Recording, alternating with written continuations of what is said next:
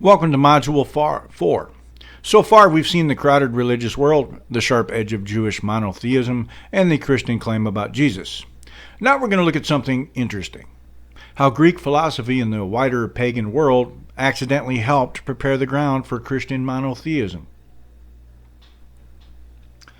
On the street level, people worshipped many gods.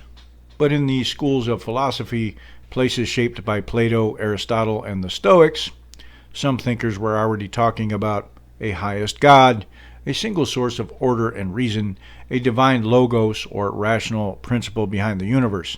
They didn't agree on all the details, but they were moving toward the idea that reality had a single rational foundation.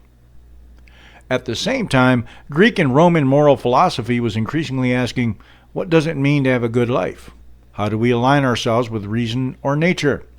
Is virtue more important than pleasing local gods? So you have this tension. Public religion is still about many gods and rituals. Philosophers are talking about one supreme reality and universal moral law.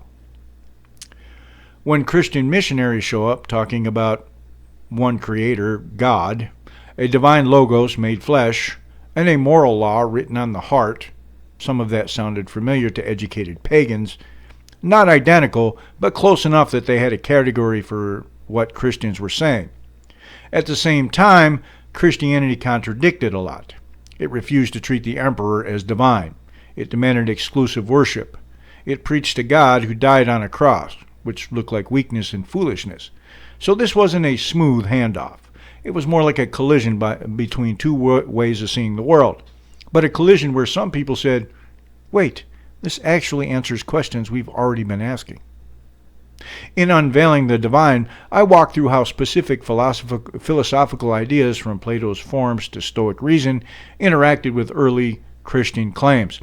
After watching this module, read the section on how Greek philosophy prepared the way and list 3 ideas that made it easier for pagans to take Christianity seriously.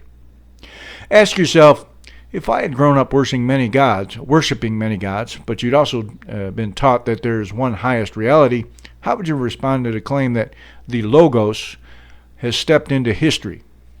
In Module 5, we'll move to the center of the story, the life, death, and resurrection of Jesus himself. I'll see you there.